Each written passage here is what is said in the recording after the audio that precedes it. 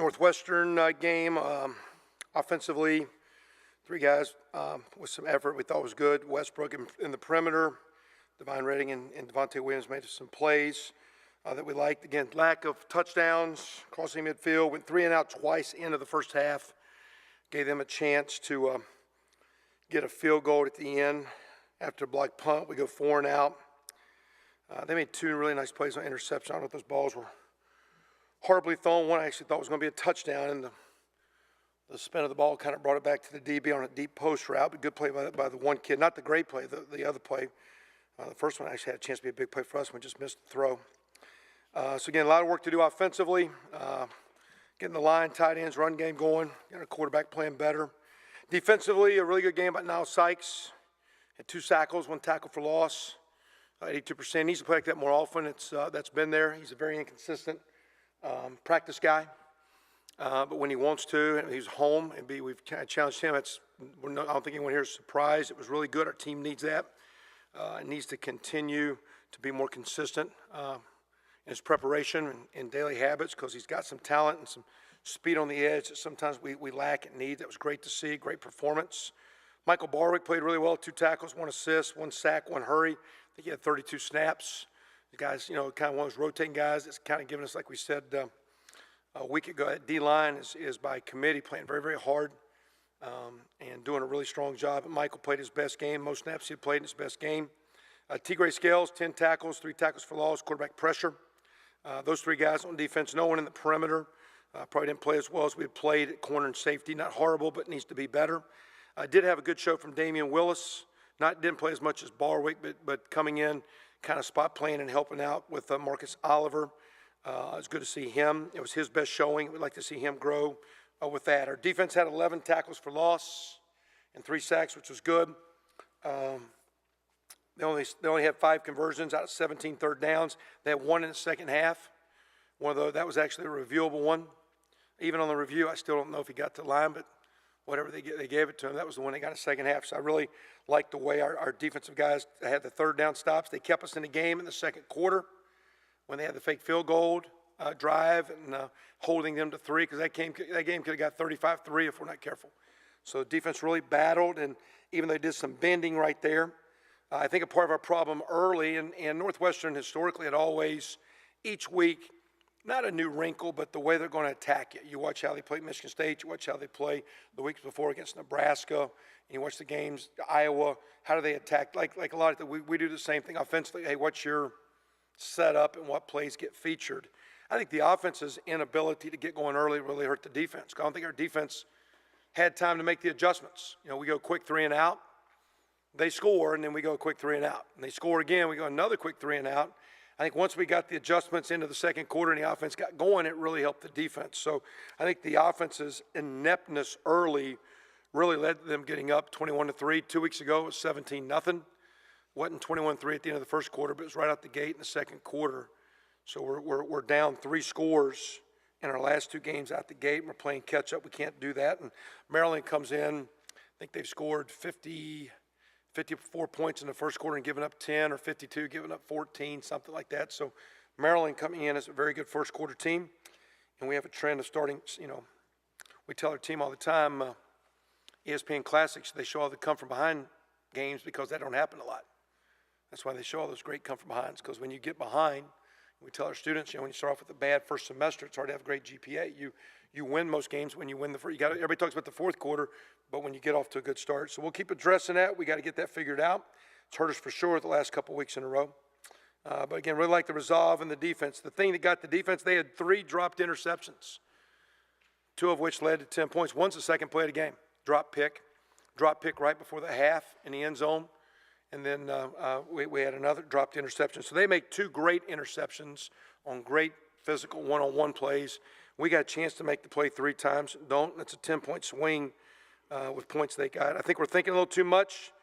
We got to start a little bit faster. We'll move forward with that. Our players of the game,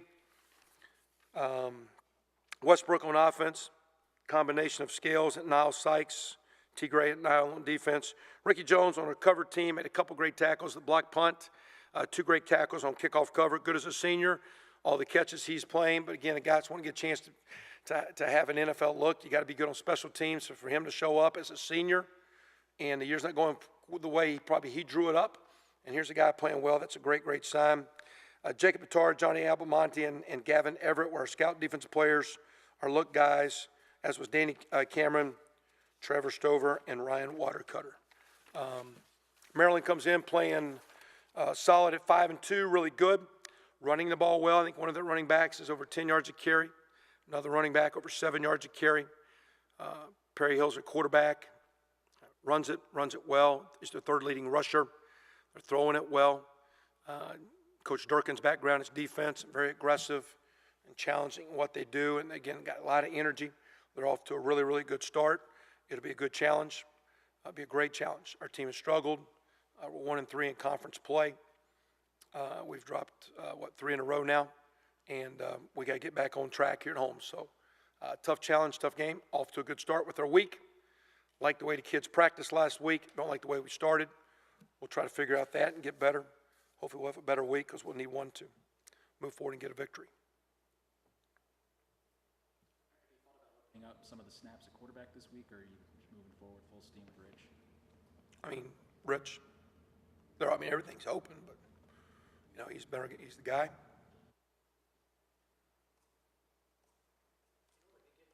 Passing game more connected. And I know that it's partly the receivers as well have to run the correct routes. Is it just more attention to detail? How do you get that? So you get a little more efficiency in the passing game. Well, it's, again, protection. It all goes together. It goes with run game. When you're one-dimensional running it, it's easy to tee off on the quarterback. It's easy to rush the pocket where your feet aren't set. So to me, it all goes back to line of scrimmage play, tight end play, running back play, ability to run the ball. You got 4 weeks in a row where you run it for 60, 70, 80 yards. So when you're a one-dimensional team, you're easy to defend. So part of it, I think, is the defense mode. And we got to, again, find the ability to run the ball. Because I think that will definitely, to me, when you do both, you're a lot easier. Northwestern ran the ball a little bit better than we did the other day. They ran for about 120. We ran for about 80. But their running game early in the first half, when their running game went away in the second half, they were pretty easy to defend. We held them to 31 yards. But when they had the run game, they had 380 yards. So if we find some run game, the pass game's easy. When you can't throw it, it's hard to run. And when you can't run, it's hard to throw. If we can get both going, we'll be a lot better. We got to keep fighting and pushing to do that. Saturday, but as you were kind of able to review it with him, where do you think Dan kind of picked up where he left off before the injury, and where do you feel like maybe he needs to he's okay. He missed a lot of time, he basically went, like we work out all summer, June and July, and then we have 29 practices. Well, you come off concussion, he's got 5 weeks of standing around lightly jogging. So that's not a good formula to come out and play good. So he's got a long way to go to get his play back to what he's capable of. That's just the product of that injury. They have to totally shut you down. That gets you right. It's one thing to keep your conditioning level, but we go through 8 weeks of summer training, 4+ weeks of 29 practices to get you right. And so again, he did okay, but there's a lot of rust in there, and probably a lot of also self-confidence and some things. So he's a good player, and when he falls off, his play is still really good. But you can tell him being back in there, that running game really popped up to 80 yards. That made a big difference. He plays guard. I played guard. Anybody can play guard. I played guard. If you can't play guard, you're in the band. No disrespect to the band. I was in the band too, so don't get the band guys mad. I played the trumpet and the sousaphone. And I played that so I could get out of elementary 5th grade, and you got 1 hour to go. You didn't have to sit listen to the teacher in the 5th grade.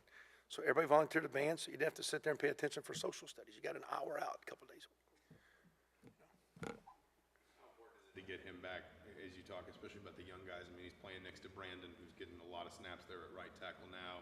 Just having his presence back in the room with a guy like Coy, too. Well, and to me, it's again, when they go through that injury deal, it's almost like, you're like get isolated. Like today, I heard him in our practice we did today making some comments to the guys that were going on the field about better first steps. And so, Jen, just his presence back out there. So whether it's physically, because he's standing beside B. Knight in the game, and he's standing up there with Wes, and they're talking as they're playing, which is not an extended conversation, or you're on the sideline and you're going through and you try to settle down and what do you see and what do you think and blah blah blah. But really just to be around in practice, because again the way that injury goes, you really get kind of removed from practice. And it's really hard. You're a team leader, and so to me, it's just his presence in the locker room and his presence on the practice field, even more so than game day. He's always been a great practice player, but just getting him back and getting him in the flow. And we had him back the week before he played, kind of practice and not really full going. So we've kind of had him back 2 weeks with the team, and he's back 1 week playing. And he's got a 5-week run where I just think he needs to, for his self-confidence and self-worth, get his play back up. And that comes back to preparation, taking care of your body, having good practices, and playing well. But him being back is really, really good, probably more for practice and locker room than game day, because he has a great presence on our team. You mentioned the slow starts with the offense. What do you think the reasoning is for that? Slow start for defense, too, now. I mean, again, we had last week we did some things early. We made an emphasis all week of the right rest, that we were really trying to hit the rack earlier because we knew it'd be on a Saturday. We went a little bit earlier on Friday than normal to get them up going, and for an early kick, we had a very extended, long morning session with them early at the hotel to get them up, get them out, get them awake. So from a preparation standpoint, I don't know what I'd change, but from a performance standpoint, whether it be what we're doing play calling, I thought defensively, we got a little rattled. We didn't get a chance. I know I made a comment to coach in the game, you should blitz or do something because whatever's happening here, we're just sitting on our heels. And everybody's like, we're sitting back. We're not aggressive. Everybody over here on the sideline, you coaches are complaining. Calm down and get them going forward. I think the same thing offensively. What can we do to create some positive momentum of attack? So is that maybe as coaches, you don't realize it, but maybe you've coached enough, there's a little bit too much thinking early. And you got to be careful you don't simplify your plan and you're sitting ducks, and there's tendencies, and they know your runs, know your blitzes, and know your plays. But at the same time, even though they know it, if you don't know what you're doing, playing is fast. So, again, our practices have been always typically not too bad. Last week I thought was really good. We're off to a good start. As soon as we do it, I guess we do it well. I do like the way the guys have been practicing. I do believe it's going to transfer into winning and playing well. It's one, you sit around and you talk about it, you make the problem bigger than it is. But very few teams can dig holes and come out of it. And we got to quit digging ourselves a hole, for sure. There was a hold against Maryland too. I mean, you guys had lost 6 straight, many of those very competitive games, but you lost 6 straight. Then you get down 21-3. Then you score 48-something straight points. I think. What did that team have that gave them the ability to do that? And can any of that translate to this team? A lot of the same. You got some of those players back. Yeah, again, they made a couple plays early, popped a couple runs, if I recall. And then, we didn't look at that as much. A lot of times you go back and watch last year's game, but with the new coaching staff, it's kind of some different schemes. So it's a little bit more just watching this year's team. So I haven't really studied last year's game. I do think we had a really good drive. I think it was Mitchell made a crossing route on I think it was a 4th down play. And there's pressure in the face of the quarterback. Nate made a nice shot, got a touchdown. And we started clicking after that. So just one play, one injury. Kind of thought that had a chance to happen Saturday. It was 21-3. Like, same deal. I thought we had a chance to make some pass plays, and we just didn't get it clicking. Defense did. I mean, that second half's a solid performance now. Maybe Northwestern's got the lead, take it. But in this day and age, when you talk about last year's game, 21-3, you look at where we were, against Nebraska and all those games. I don't know in this day and age how many leads are safe. Just the way the game's managed, all the spread offense, all the open field, the ebb and flow of games. You get a little too big for your britches. You quit playing hard. If you'll just keep playing hard, you got a chance. There's a lot of football to be played, and plays in the kicking game. So obviously this past week in the Big Ten, plays in the kicking game. There's a lot of plays you can do to stay in games. So that team last year just kept playing. And for the most part, I thought the other day we just can't. We keep. We had 280-ish yards in the second half, holding to 30. We just didn't find the end zone. We just got to find ways to get across the G line and score some touchdowns. Did you sense before the game there was anything off with their energy, and if so, how do you avoid that going forward? Yeah, again, like I say, we had them up at 6:30, and the music blaring in the parking lot, and a 45-minute walk through, and thought it was pretty good going in, and just, I think credit to Northwestern. They started with some things. We got on our heels. Our offense didn't execute. Here they come again on our heels. Offense didn't execute, and it just kind of happened quick. Once we settled down, we were good. credit the guys for settling. I think credit to Northwestern's execution and our lack thereof. I think our offense's ineptness early really led to the defense getting exposed, because once they could tighten down and get the handle, make their adjustments, they really played, really from about the 10-minute mark of the second quarter on, they played 3 quarters of really good football. And I think, but then the team started playing a little bit. I think initially they got a little rattled. Offense wasn't good. I think that really hurt our defense. We didn't put them in bad situations. We just didn't give them a chance and not catch their breath. Just really, do you understand what I'm saying? Hey, they're lined up here. We want to tweak, because so much of offense and defense is just subtle tweaks. And Coach Allen said going into the game, hey, the key to this game will be Northwestern has a tendency, like a lot of teams, they're going to show you the flavor of the week. And once we get our ability to adjust, understand, and go play. It took us a little bit longer to get there than we needed. And once we got there, offense still needed to score. We had many, many times to score, and we didn't. From the opening drive in the second half, we're down to 20 on 4th down. We throw a crossing route that gets called for -1 against man coverage, where you're trying to run some people through traffic. We had another 4th down where second and third down, we'd run it, don't get it, 4th down boot. We had several chances to leave points on the board. We go for it on 4th down, don't get it. Try a long field goal, don't get it. So that's why we went for 2 when we were down 12, because how many touchdowns we were going to score. We thought get it to a 1-touchdown game. And instead of going to the last, we know right then we needed either 1 or 2 touchdowns, because you can kick, you kick the extra point there, it's 11 point.